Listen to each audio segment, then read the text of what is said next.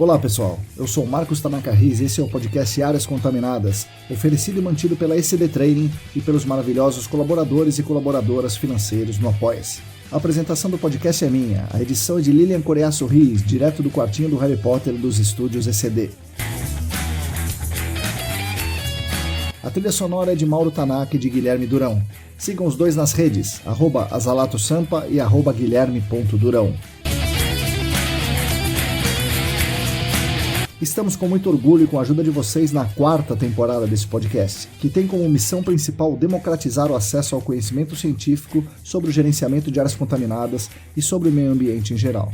Acreditamos na construção coletiva do conhecimento e que esse conhecimento é poder. Então o nosso grande objetivo aqui é dar poder a vocês, o poder pelo conhecimento. E ao mesmo tempo reconhecer a contribuição de cada um nessa construção coletiva. Portanto, queremos também dar voz pelo reconhecimento dessa importância.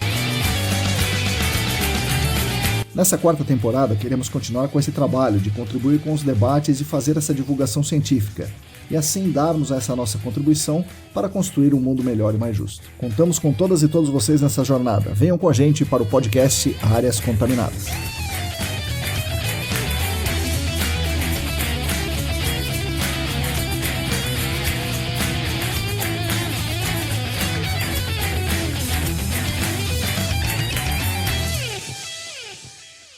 Olá, para todo mundo que está aí lavando a louça, montando a sua lasanha, treinando na academia, elaborando aquele checklist, bom dia, boa tarde, boa noite.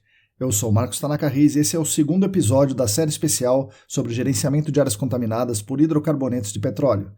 O nosso podcast é editado com muito cuidado por Lilian Coreaço Riz e é oferecido pelas pessoas mais queridas, que são os nossos colaboradores financeiros no Apoia-se.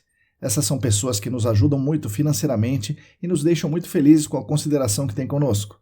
Além disso, elas estão 100% comprometidas em cooperar com toda a comum unidade do GAC, nos proporcionando a oportunidade de fazermos esses episódios aqui.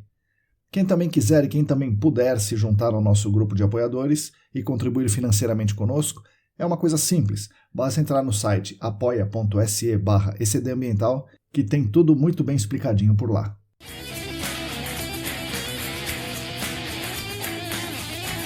O podcast Áreas Contaminadas, que hospeda essa nossa série especial aqui, conta com 3 patrocinadores, que nos alegram muito por 2 motivos. A ajuda financeira, que nos permite estudar, discutir, ler, falar, elaborar os episódios todas as semanas, e pelo orgulho de termos 3 empresas desse quilate querendo unir as suas marcas ao nosso trabalho. O patrocínio master é da Clean Environment Brasil, que comercializa produtos e tecnologias para investigação e remediação de áreas contaminadas. Acesse o site da Clean em www.clean.com.br. Os patrocinadores ouro são o Laboratório E-Consulting e a Vapor Solutions. Nossos 3 patrocinadores cumprem um papel muito importante de permitir que nós continuemos construindo essa caminhada juntos de esperançar vocês.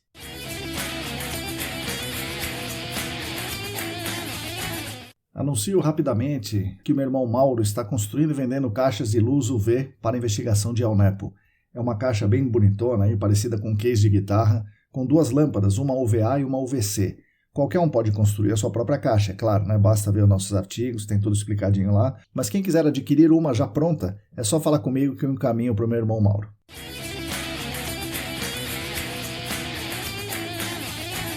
Bom, essa série aqui é de episódios mais curtos, técnicos, diretos ao ponto, onde eu faço uma explanação com comentários sobre um tema específico.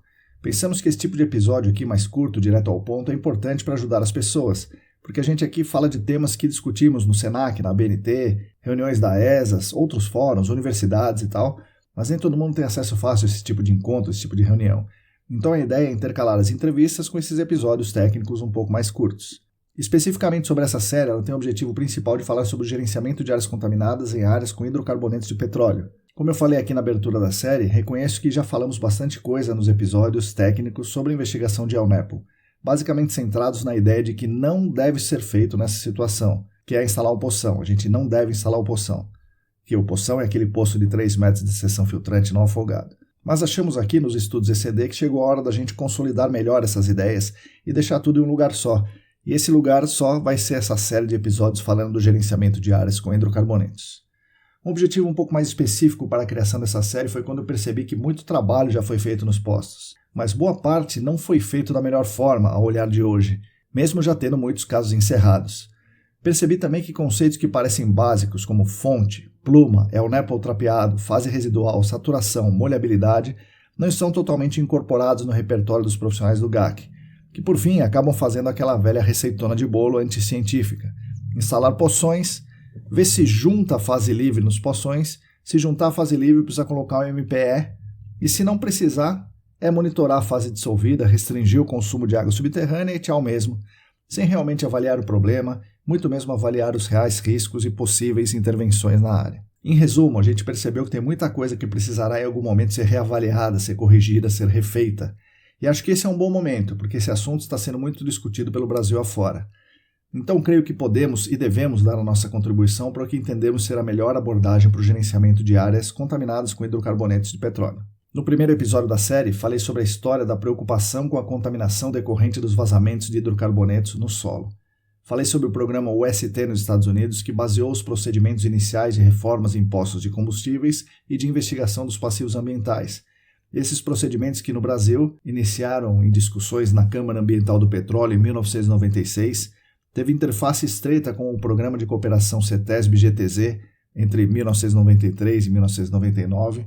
Esse programa de cooperação culminou com o Manual do Gerenciamento de Áreas Contaminadas de 99. Teve interface também com a Resolução CONAMA 273, do ano de 2000, e a consequente Resolução SMA 005 de 2001. Essas resoluções que efetivamente regulamentaram o licenciamento ambiental de postos no estado de São Paulo, que foi o Big Bang para o GAC aqui no estado de São Paulo e no Brasil todo.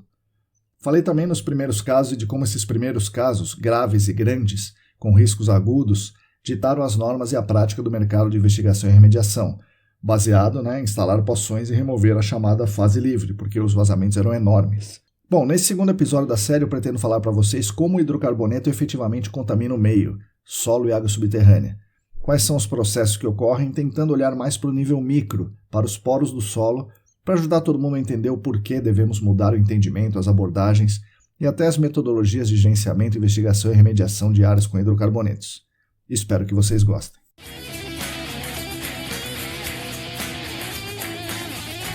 Bom, vamos começar o episódio apresentando aí 3 conceitos muito básicos, mas também muito necessários para entendermos como funciona a contaminação do solo por hidrocarbonetos de petróleo. O primeiro conceito, já falamos muitas outras vezes aqui, mas não custa nada relembrar, é que nosso domínio de estudos é o solo. Pode ser o solo mesmo, solo originário no local, residual de alteração, eluvial, ou pode ser sedimentos, depósitos sedimentares coluvionares, sedimentos coluvionares, sedimentos eólicos, sedimentos aluvionares, ou ainda solos orgânicos. Seja como for, estamos chamando tudo isso aí de solo aqui nessa série, tá? Quando a gente fala solo, entenda tudo isso que eu acabei de falar. E o solo é formado por partículas sólidas, que são os sólidos, os minerais que compõem o solo, e por espaços vazios chamados de poros, como todo mundo pode imaginar e como a maioria de vocês já sabe. Esses espaços vazios existem porque as partículas do solo são diferentes umas das outras e elas se arranjam de forma mais estável possível. E essa forma estável deixa espaços vazios entre as partículas sólidas, E esses espaços vazios são os poros. Isso é um conceito muito importante, porque o solo não é impermeável, o solo não é uma coisa única, homogênea, uma imensa laje que cobre um lago subterrâneo. Muita gente imagina isso, A água subterrânea e a contaminação está nos poros do solo. Não é um mar, não é um rio, não é um lago subterrâneo. Ela coexiste nos poros do solo com mais um monte de outras coisas. Ar, gases, matéria orgânica, compostos voláteis, muita coisa. Tudo isso nos espaços vazios do solo, que são os poros, mais uma vez, interagindo aí com as partículas sólidas. Importante a gente também separar a zona saturada de zona não saturada. Zona saturada é aquela região da subsuperfície, aquela região do solo, que todos os poros, todos os espaços vazios estão totalmente preenchidos por água. Zona não saturada é aquela região acima da zona saturada, onde os espaços vazios contêm água e contêm ar, ou seja, não tem somente água nesses poros na zona não saturada. Importante saber também que na zona não saturada, não é que não tem água nos poros, é que não tem somente água. Essa é a grande diferença. Tem água e tem ar nos poros do solo na zona não saturada. Então, fechando aqui essa história, esse primeiro conceito, espero que vocês tenham compreendido bem, o que é solo, para o nosso domínio aqui dos estudos, o que são partículas sólidas, o que são poros, que são a mesma coisa, poros são os espaços vazios, o que é zona saturada, o que é zona não saturada.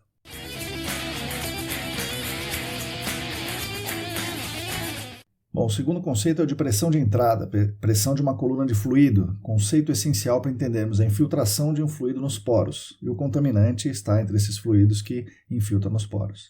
Bom, imagine uma coluna cilíndrica ou prismática, sei lá, uma coluna com uma área da base conhecida e uma altura de coluna perpendicular à área da base. Essa coluna é de um fluido de densidade D, densidade conhecida, um fluido de densidade D conhecida.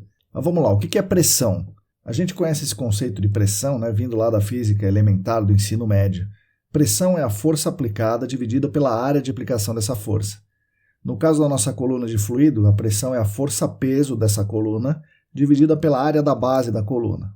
E qual é a força-peso da coluna? Também relembrando os conceitos de física do ensino médio, força-peso é a massa do fluido vezes a aceleração da gravidade. Então, a pressão dessa coluna de fluido é a massa do fluido vezes a aceleração da gravidade dividido pela área da base da coluna de fluido. Massa vezes a aceleração da gravidade dividido pela área da base. Agora vamos para a massa do fluido. Se esse fluido tem densidade conhecida, qual é a massa desse fluido? Bom, sabemos que a densidade é massa dividido pelo volume, certo? Se a densidade é massa dividido pelo volume, então fazendo uma álgebra simples, a massa é a densidade multiplicada pelo volume. Repetindo, a massa é a densidade multiplicada pelo volume. Mas o volume, sabemos, é a área da base vezes a altura da coluna do fluido. Então, resumindo todas essas contas aqui, a massa é a densidade vezes a área da base vezes a altura da coluna de fluido. Massa é densidade vezes volume, e volume é a área da base vezes a altura da coluna. Portanto, massa é densidade vezes a área da base vezes a altura da coluna. E aí, voltando novamente para a pressão da coluna. A pressão da coluna, vocês lembram, era a massa vezes a aceleração da gravidade dividido pela área.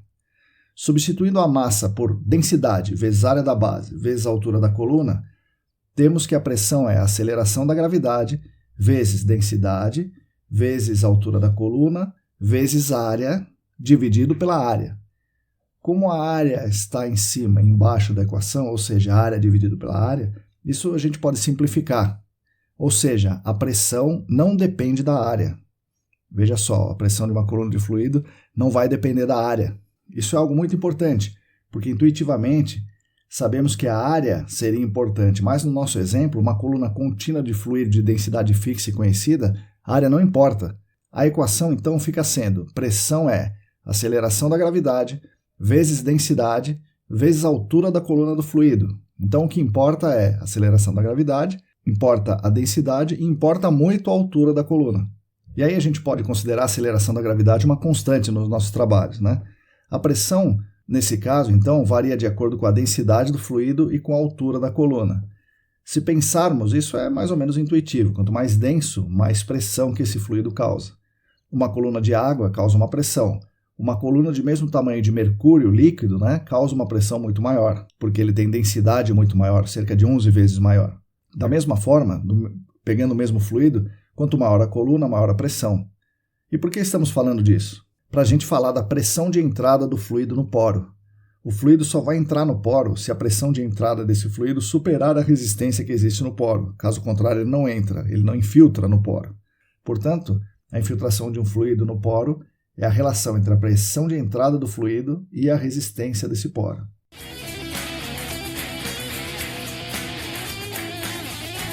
O terceiro conceito importante é a tensão superficial, ou tensão interfacial, ou seja, a força de atração entre as paredes de uma superfície e alguns fluidos.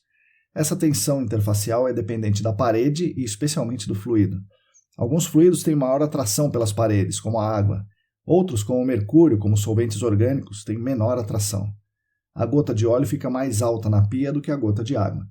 Se você quebrar a tensão interfacial, por exemplo, pingando um sabão no óleo, ele vai quebrar essa tensão e o óleo vai se espalhar na pia. Alguns fluidos, portanto, têm grande afinidade às superfícies. Outros têm menos afinidade. Comparando a água com o óleo, a água tem mais afinidade à superfície e por isso ela se espalha mais na superfície. Da mesma forma, comparando água com gasolina, ou água com solvente clorado, com diesel, com mel, com qualquer outra substância que forme uma fase immiscível, a água tem preferência pela parede do poro. Disso decorre um outro conceito, que já não é tão trivial assim. É o conceito de molhabilidade. É um termo meio estranho, molhabilidade, mas existe, é assim mesmo. Quando temos dois fluidos imissíveis diferentes, um deles tem maior preferência pela parede do poro, pela partícula sólida. E esse fluido que prefere a parede ou que a parede prefere, é o chamado fluido molhante, que tem preferência pela parede do poro. O outro fluido é, de certa forma, expulso pela parede e vai para o meio do poro, para o meio do espaço vazio. Esse fluido é chamado de fluido não molhante. Nos nossos sistemas, geralmente a água é o fluido molhante e o contaminante, que forma a fase imissível, é o fluido não molhante. Portanto, a água fica na parede do poro aderida às partículas sólidas, interagindo com essas partículas sólidas, e o contaminante imissível costuma ir para o centro dos poros. Resumindo aqui essa história, o solo é um sistema com partículas sólidas e espaços vazios chamados poros. A pressão de um fluido existe em função, é maior quanto maior for a densidade do fluido e a coluna desse fluido, a coluna contínua. Fluido molhante é aquele que tem preferência pela parede do poro, ou seja, pelas partículas sólidas. Fluido não molhante fica no centro do espaço vazio chamado poro.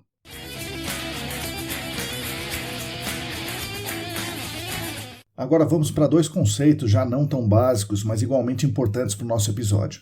O primeiro é o da resistência do poro, que dissemos acima, que resiste à infiltração dos fluidos no poro. Mas vamos refletir, como é que o poro, que é um espaço vazio, consegue oferecer resistência à entrada do fluido? Pois é, se imaginarmos o poro como um copo d'água, uma jarra, uma piscina, fica difícil imaginar uma resistência à entrada de fluido. Mas isso pode acontecer. Imagine que você quer colocar água em uma garrafa com um gargalo bem estreitinho. É mais difícil você colocar água lá do que em um copo com água. Por quê? Primeiro pela pressão do ar, contrária à entrada de água. Para a água entrar, o ar tem que sair da garrafa, do recipiente. Então existe uma resistência dada pela pressão do ar. Em segundo, quanto menor a abertura do poro, mais importante é a tensão superficial, porque as partículas sólidas ficam muito perto uma das outras, fazendo com que cada poro tenha um volume muito pequeno. E em volumes muito pequenos, as paredes do poro têm um papel muito relevante. Diferente do copo d'água, por exemplo, que a parede representa muito pouco no volume do poro, desse poro chamado copo d'água. Então a junção poro já preenchido com a tensão superficial das paredes dos poros faz com que a resistência à entrada do fluido seja significativa. E a resistência é maior quanto a abertura do poro for menor. Acho que é fácil compreender isso. A resistência é maior também quanto maior é o papel da parede do poro, ou seja, quanto mais irregular for o poro, maior a resistência. E por fim, a resistência é maior quando o poro já está cheio com algum fluido, ainda que esse fluido seja, entre aspas, só a água. Ou seja, se o poro já tem água, a resistência é maior e exige uma pressão de entrada maior. E relembrando, a pressão é dada pela densidade do fluido e pela coluna do fluido. E o segundo conceito que eu quero trazer aqui é o NAPL. NAPL ou NaPl, NaPl, é um acrônimo para a sigla em inglês que significa Non-Aqueous Phase Liquid, e traduzindo ao pé da letra seria fase líquida não aquosa, ou fase líquida diferente de água, que podemos chamar aqui tranquilamente de fase líquida imissível, ou uma fase que é líquida e não se solubiliza facilmente na água, não se mistura na água. Então, NaPl é a fase líquida imissível. Esse NaPl pode ser mais denso que a água, nesse caso ele é chamado de DNaPl ou DNaPl, ou NaPl denso, D de denso, Então, NaPl denso é um DNaPl, para designar a fase líquida imissível que é mais densa que a água. E o DNaPl, por ser mais denso, tem maior pressão de entrada nos poros do que a água, Sua densidade é maior que a da água. E aí quando a fase líquida imissível for menos densa que a água, aí temos como exemplo aí óleo vegetal, azeite e o nosso grande tema aqui nessa série, os hidrocarburantes de petróleo, gasolina, diesel, querosene, óleo de motor, óleo lubrificante, óleo combustível e outros. Nesse caso, a fase líquida imissível menos densa que a água é chamado de LNaPl ou LNaPl. E esse L, do LNaPl, quer dizer light, e traduzindo livremente seria menos denso. Então, esse conjunto de produtos, aí, hidrocarburantes de petróleo, são chamados de LNaPl, ou fase líquida emissível menos densa que a água. E é assim que nós vamos chamar esse conjunto de produtos daqui por diante nessa série, LNaPl.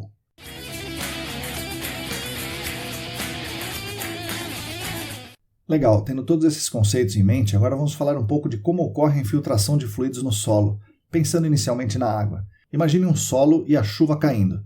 Como ocorre a infiltração da água da chuva no solo? A água tem uma pressão de entrada, que é a coluna de água, de somente alguns centímetros, E aí a infiltração depende basicamente do tipo de solo, da permeabilidade desse solo, que é inerente ao material que forma o solo. Se o material é arenoso, a água infiltra com mais facilidade. Se o material for argiloso, ele infiltra com mais dificuldade. Essa permeabilidade, então, do solo, né, essa propriedade, a permeabilidade, tem a ver com a abertura do poro, ou como chamamos, com a garganta do poro. Se a garganta do poro for muito fechadinha, como é o caso das argilas, a água e os demais fluidos têm mais dificuldade em filtrar. Um outro fator que determina a infiltração é a ocupação do poro. Se o poro já está saturado com água, a nova água tem muita dificuldade em entrar. Então a infiltração é dependente da umidade do solo, do chamado grau de saturação do solo. Isso tudo pensando em água, mas quando pensamos no contaminante, no El Nepo, tem outro fator que dificulta essa infiltração, que é a viscosidade do fluido. Quanto mais viscoso, mais difícil é a infiltração. Então, falando de água, os fatores que influenciam a filtração dela no solo é a garganta do poro, a abertura da garganta do poro, e o quanto de água já tem ocupando aquele poro. Falando de El Nepo, além desses fatores, tem o fator também da viscosidade. E para falar dessas forças, resistências, tensões, pressões e tal, eu vou dar 3 exemplos aqui. Imagine um solo não saturado, formado por uma camada superficial de areia, digamos de 1 metro. Abaixo dela tem uma camada fina de uns 10 centímetros de uma argila plástica, rija, pouco permeável. E aí começa a chover. A água então infiltra com facilidade no solo, porque não encontra resistência nos poros da areia, que contém pouca água, né? É um solo não saturado, a garganta desse poro é aberta, né? Porque é uma areia, e os poros estão facilmente interconectados, portanto é um solo bem permeável. Essa camada de 1 metro aí é bem permeável. A água infiltra aí facilmente e vai descendo com a ação da gravidade. Não toda a água, é claro, porque parte dela fica na parede dos poros, mesmo sendo areia, né? A tensão superficial.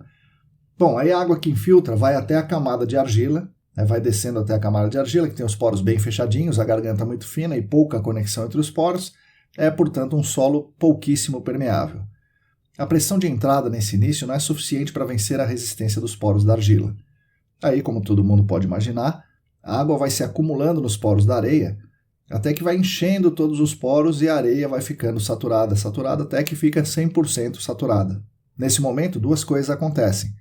A água da chuva que cai lá em cima não vai mais infiltrar no solo, e sim escoar superficialmente, porque ela não consegue mais infiltrar, já que a resistência nos poros é maior por conta da ocupação dos vazios do solo, né, dos poros com a água. E a segunda coisa que vai acontecer é que a pressão da coluna de água de 1 metro é a pressão máxima. A areia, então, tem os poros interconectados e formou aí 1 metro de coluna de água. Em alguns casos, essa pressão de 1 metro de coluna de água é suficiente para fazer a água, aos poucos, muito lentamente, infiltrar nos poros da argila. Afinal, essa argila tem poros, com garganta fechada, mas não é totalmente impermeável. Para essa argila se saturar, é preciso maior pressão e um tempo suficiente, que é o caso do nosso exemplo. Choveu e está lá a chuva, 1 metro de coluna d'água, devagarzinho fazendo pressão, e a água entrando, vencendo uma parte da resistência desse poro com a garganta fechada e tal, e a água vai entrando devagarzinho. Aí a água passa pela argila, uma hora ela vai passar, né? E infiltra com mais facilidade no solo abaixo dela, drenando a argila. Também devagarzinho, porque a água é difícil de entrar e difícil de sair, né? Obviamente a argila fica com muita água em seus poros, por conta do papel que a tensão superficial faz. Uma vez que, nesse caso, as paredes dos poros são muito significativas e as forças dessas paredes são grandes comparadas à ação da gravidade. Por isso a argila retém os fluidos, por causa da tensão superficial nas paredes dos seus poros. Nesse caso, o fluido é água, mas o mesmo iria acontecer se fosse um contaminante qualquer. Uma vez que o fluido entrou na argila, ele vai demorar muito para sair, por causa dessas forças poderosas da tensão superficial nos poros da argila. Pense nas situações em que o aquífero suspenso, né? Existe um aquífero suspenso, é isso que está acontecendo. Pense nas porções do solo empaçocadas por óleo durante a sondagem. Tudo isso tem a ver com o nosso primeiro exemplo. Agora vamos para o segundo exemplo. Imagine aquela clássica figura daquela revista estadunidense dos anos 60, ensinando como descartar corretamente um óleo de motor velho. Todo mundo já deve ter visto essa figura. Ele recomenda, né, essa revista recomenda que a gente escave um buraco de mais ou menos 30 centímetros de diâmetro e uns 60 centímetros de profundidade, mais ou menos. Enche esse buraco com pedregulhos, com cascalhos, um material grosseiro muito permeável e derrame o óleo usado ali. E qual é a ideia? É fazer o óleo infiltrar no solo. Se você simplesmente derramar o óleo no solo, sem fazer esse buraco, sem fazer nada disso, esse óleo não vai se infiltrar tão fácil, porque o solo superficial nos quintais das casas ou mesmo de sítios é compactado, então a garganta dos poros superficiais são mais fechados que o normal. Além disso, a pressão de entrada do óleo é baixa, porque o óleo vai se esparramando pelo chão. E um terceiro fator é que o óleo tem uma viscosidade maior que a da água, é mais difícil ele entrar e infiltrar no solo do que a água infiltrar no solo. A ideia então é fazer esse buraco para aumentar a coluna de óleo, né? Você faz um buraco e o óleo se armazena facilmente nesse buraco e aumenta a coluna de óleo fazendo pressão embaixo. Consequentemente, vai aumentar a pressão de entrada dele no solo e fazer com que ele se infiltre mais facilmente. Né? Além disso, vai aumentar também o tempo de contato, que também facilita a infiltração. Agora, por que colocar cascalho no buraco? Por 2 motivos. O primeiro é que não fica um buraco cheio de óleo no quintal da pessoa, que seria desagradável. E o segundo, mais importante para nós, é que isso faz com que a coluna de óleo seja maior, porque o espaço é parcialmente ocupado pelos pedregulhos. Obviamente, esse material que a gente vai colocar lá tem que ter pouca superfície específica para não reter por tensão superficial, não reter muito óleo, né? Claro. Agora, imagine isso acontecendo em uma área contaminada. Pense no processo de infiltração no óleo do solo dessa mesma forma.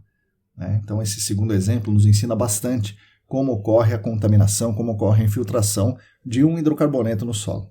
E aí, finalmente, o terceiro exemplo. Imagine uma bandeja com água e uma esponja seca. Quando você coloca a esponja e a submerge completamente na bandeja, a esponja absorve água, ou seja, a água infiltra facilmente nos poros dessa esponja, uma vez que a garganta dos poros da esponja é bem grande, bem aberta, e a pressão da coluna de água é suficiente para fazer a água entrar na esponja. Agora retire a esponja da água, né? Retire a esponja da bandeja. De imediato, boa parte da água da esponja será drenada para a bandeja, pela ação da gravidade. Isso ocorre em aquíferos também. Pensando lá no nosso primeiro exemplo, a argila seria drenada caso retirássemos a água do aquífero embaixo dela. Mas a esponja é muito mais fácil de ver e de perceber que não é toda a água que é drenada. A porcentagem de água que é drenada em relação ao volume total de água presente nos poros é chamado de drenância específica. Essa água que é drenada por gravidade. Já a parte que fica na esponja, fica retido na esponja, é o coeficiente de retenção específica desse material. E por que não é toda a água que sai da esponja, como aconteceria se a gente virasse um copo de água? Por causa da interação entre os fluidos e as paredes dos poros, né? A tensão superficial. A tensão superficial nos poros representa uma força, uma grandeza muito significativa na dinâmica da água e também do contaminante em subsuperfície. Se você esmagar a esponja, ou seja, se você aplicar uma força maior, aí você consegue tirar mais água, mas aí você precisa aplicar uma força externa para que a água vença a tensão superficial e seja drenada também. Então, seja como for, até numa esponja, não é toda a água que sai, é uma esponja. Né? Imagina o que acontece nos nossos solos. E aí é intuitivo imaginar que esse processo que ocorreu com a água na esponja vai ocorrer também nos solos e vai ocorrer também com o contaminante, né? Com o óleo, com o nosso El-Nepo.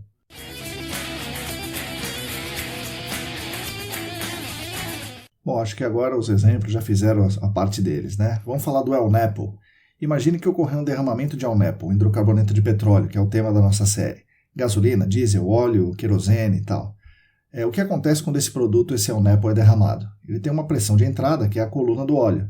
Imagine uma tubulação vazando. Se ela for pressurizada, a pressão de entrada é a pressão da tubulação, descontada aí alguma perda de carga. Se ocorre um furo no fundo de um tanque, a pressão de entrada é da coluna de fluido do tanque, dentro do tanque. Se for um derramamento superficial, a pressão é menor e portanto, é mais difícil começar a infiltrar, né? Vai depender da abertura dos poros e da saturação desses poros aí imediatamente abaixo da superfície. Bom, seja como for, imaginando que ocorra a infiltração, é relativamente fácil para o óleo retirar o ar dos poros e ir infiltrando, dependendo, claro, da abertura dos poros.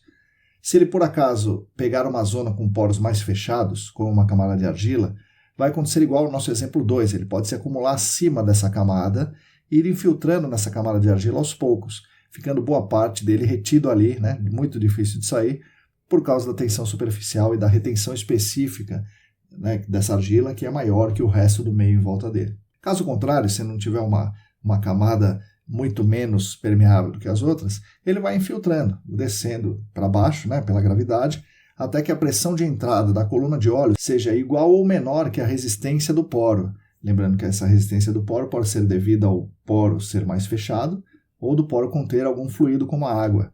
Por isso é mais difícil o El-Nepo deslocar a água e entrar no poro. Isso pode acontecer, claro, especialmente se a pressão de entrada, se a coluna de óleo é muito grande, né, ou se os poros forem bem abertos.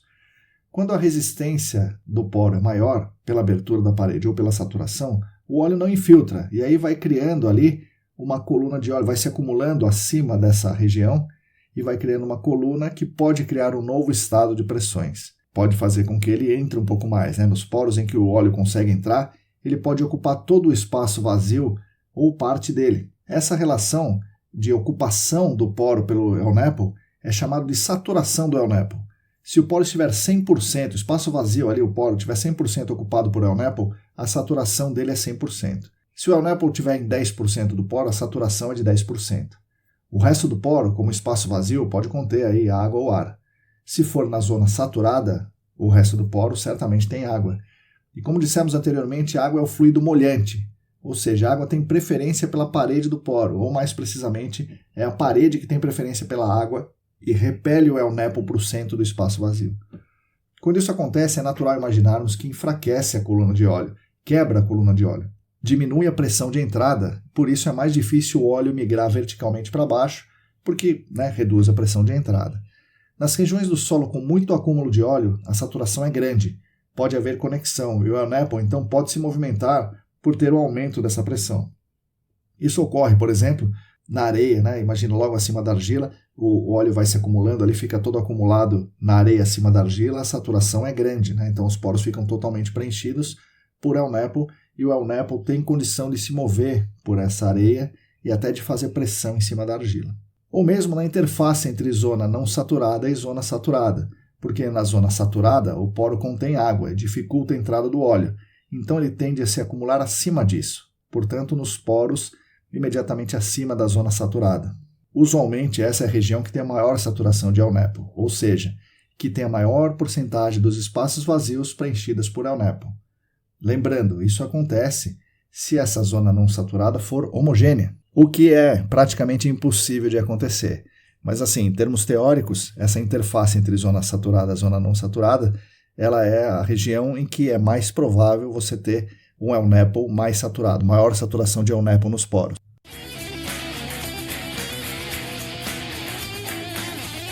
Nesse momento você deve estar se perguntando assim, se é assim, parece que o poção está certo, não é?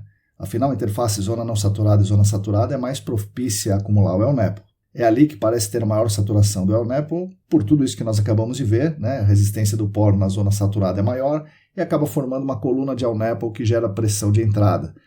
Seria correto, seria uma opção correta fazer a opoção se o meio fosse muito homogêneo e com poros relativamente abertos, uma areia de praia muito homogênea. Infelizmente, nem a areia de praia é tão homogênea assim. Então, a maior parte dos poros é pouco conectados, o poro é mais fechado, ou o poro está saturado no momento da passagem do ELNAPL por lá. Isso acaba gerando grande retenção de ELNAPL em muitos pontos na zona não saturada, só para começar, Além disso, há retenção de ELNAPL nas paredes dos poros durante essa descida, por causa da tensão superficial, que causa a retenção específica que já comentamos. Então, muito ELNAPL fica preso nos poros na zona não saturada. E tem mais duas coisas que acontecem que são ainda mais relevantes.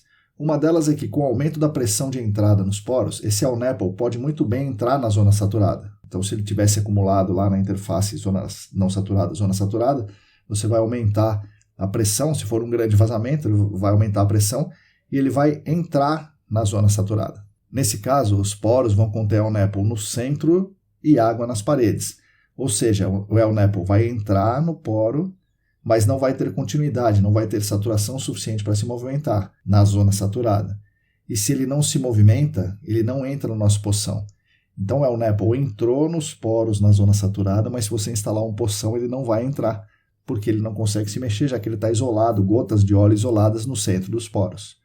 O ELNAPL só entra no poção se houver saturação de ELNAPL suficiente, ou seja, se a resistência for menor que a pressão. Se a gente diminui a pressão instalando um poço, isso acontece, a gente diminui a pressão instalando um poção, porque a gente forma um poro ali abertaço, Mesmo assim pode ser que o ELNAPL não entre, porque nessas condições a pressão é zero, o ELNAPL está no centro do poro, então ele não se move.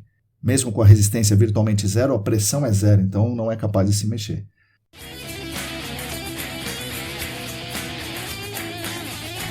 Bom, imagine que essa condição aconteceu. Um meio mais ou menos homogêneo e permeável, o ELNAPL foi infiltrando porque sua coluna e a gravidade faziam com que a pressão de entrada vencesse a resistência dos poros, até que ele encontra poros com água. Portanto, com maior resistência, então o ELNAPL para de infiltrar porque a resistência é maior. Se você instalar um poção ali, o poção vai indicar a presença de fase livre, e realmente há ELNAPL com saturação boa do lado de fora do poção, que faz com que o El Napple entre no poção. Até aí, beleza. Agora imagine um período de seca. Nesse caso, o nível d'água será rebaixado, tornando não saturada a zona que era saturada, ou seja, tirando a água dos espaços vazios. Nessa situação, a resistência diminui e o El Napple volta a infiltrar onde ele não infiltrava antes por causa da resistência, que era alta, e agora a resistência não existe. Aí o El Napple vai descendo e atinge maiores profundidades. Novamente, se você tiver um poção ali embaixo, né, nesse nível mais abaixo, onde ele foi descendo e foi infiltrando na zona que se tornou não saturada, esse poção lá embaixo vai mostrar o El Napple, porque o El Napple está presente em saturação suficiente. Só que, como todo mundo sabe, a seca não dura para sempre. Uma hora o nível d'água sobe novamente e os poros ficam novamente saturados por água. Só que o El Napple já está ocupando o poro. O que acontece com o El Napple, que está no poro, se o nível d'água sobe? Então você tem uma pressão de água ascendente nesse poro. Você é levado a imaginar, talvez, que o El Napple suba junto com a água, como se fosse num copo d'água. Se você está num copo d'água, tem um pouco de óleo e você coloca a água num fluxo ascendente, com certeza o óleo vai subir. Só que no nosso meio, no solo, não acontece nada disso. Como falamos antes, no solo, com poros, com partículas, as paredes, as superfícies das paredes do poro têm grande importância. Então, nesse caso, a água, que é o fluido molhante, que tem preferência da parede do poro, a água sobe pelas paredes do poro, deixando o El Napple, que é o fluido não molhante, perdido no meio dos espaços vazios. E agora ele está sem conexão e sem saturação. Esse é o chamado El Napple trapeado. El Napple trapeado na zona saturada. Muitas vezes ele está muito abaixo do nível d'água. Porque uma vez que o El Napple ocupa um poro, ocupa o centro de um poro, é muito difícil ele sair de lá, porque ele perde a conexão com os seus amiguinhos, perde a conexão com as outras gotas de óleo, ele perde a saturação. Aí o poção não vai identificar o El Napple, porque ele não se move dali. E não adianta procurar por ele na interface zona não saturada e zona saturada, porque ele não está mais lá, ele afundou aqui. Agora, pensa aqui comigo, quais são os lugares em que há variação do nível d'água? Sim, é isso mesmo, em todos os lugares tem variação do nível d'água. Em alguns lugares essa variação é mais acentuada que em outros, mas a variação ocorre em todos os lugares. Então, a não ser que você esteja no menor nível de água histórico daquela região, ou que o vazamento tenha ocorrido há pouquíssimo tempo, vai ser difícil você encontrar o El Napple boiando tranquilo na interface do nível d'água, só esperando você achá-lo. Por isso, o poção é inadequado, é uma ferramenta inadequada. Há outra situação em que o poção pega o El Napple? Sim. Quando há realmente muito El Napple, ou muita pressão de entrada do El Napple. Ele tem saturação elevada, porque tem muito El Napple, uma coluna bem grande e uma pressão de entrada grande, ele é capaz de se mover para o seu poção. E mesmo nesses casos, mesmo tendo muita fase livre dentro do poço, mesmo juntando muito El Napple dentro do poço, vai ter muito mais El Napple que não vai aparecer no poção. Na verdade, essa é a regra. O El Napple fica aprisionado no centro dos poros por onde ele passou algum dia. A nossa tarefa, portanto, é bastante complexa. Nós temos que encontrar esse El Napple que está preso nos poros do solo por onde ele passou. E, infelizmente, o poção não nos dá essa resposta.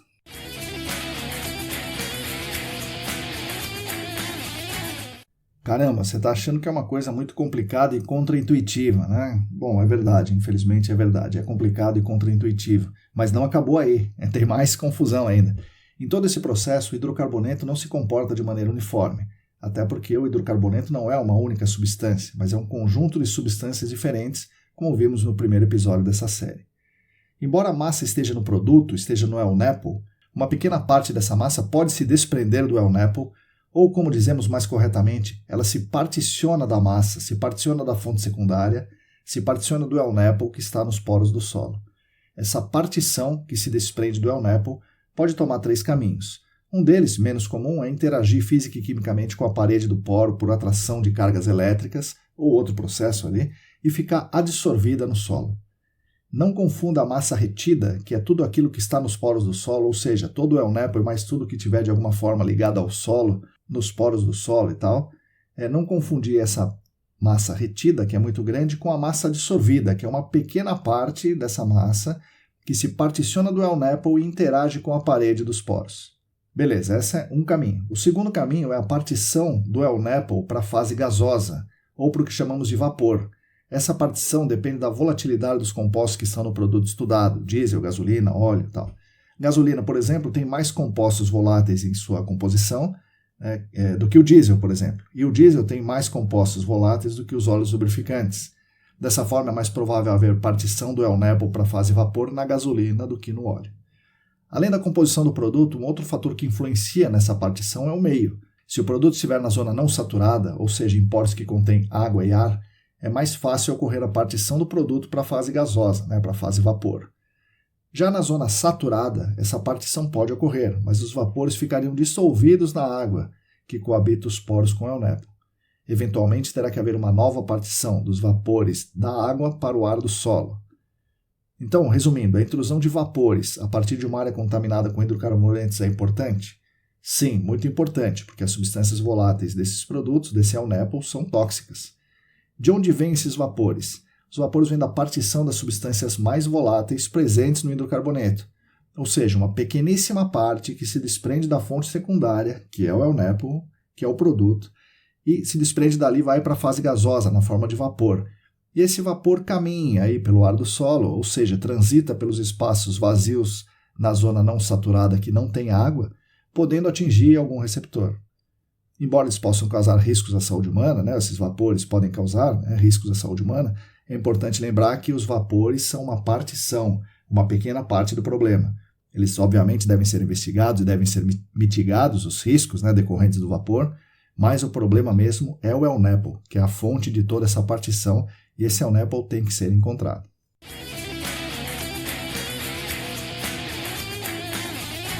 Bom, a terceira possibilidade de partição é o El-Nepo se particionar para a água subterrânea. Essa partição vai ocorrer também a partir do El-Nepo, que solta na água os compostos mais solúveis que estão nele próprio, no El-Nepo. O benzeno, por exemplo, é mais solúvel que o etilbenzeno, então ele forma uma fase dissolvida com mais probabilidade do que o etilbenzeno.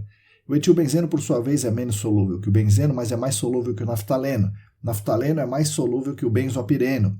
Então, mais uma vez, a partição das substâncias químicas a partir do El-Nepo depende da composição do El-Nepo.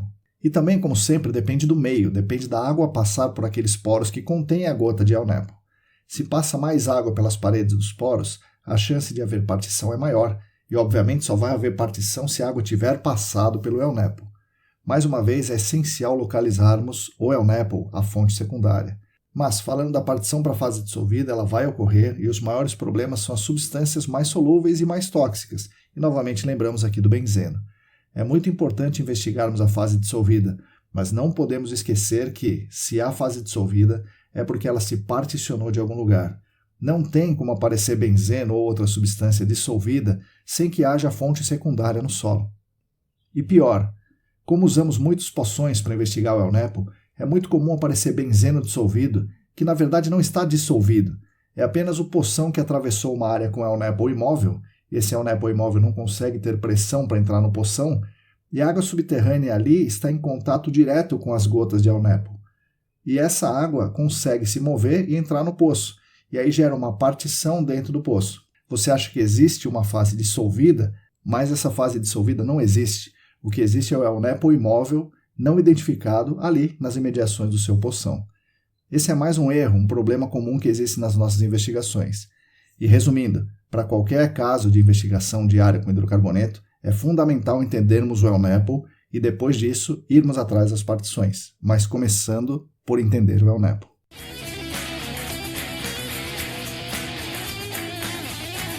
Bom, espero que eu tenha sido claro o suficiente, Esse episódio já ficou bem longo, Bem mais longo do que eu imaginava. Espero ter sido claro nessa explanação, nesse episódio que deveria ser curto, e que vocês tenham entendido como ocorre a contaminação por hidrocarbonetos.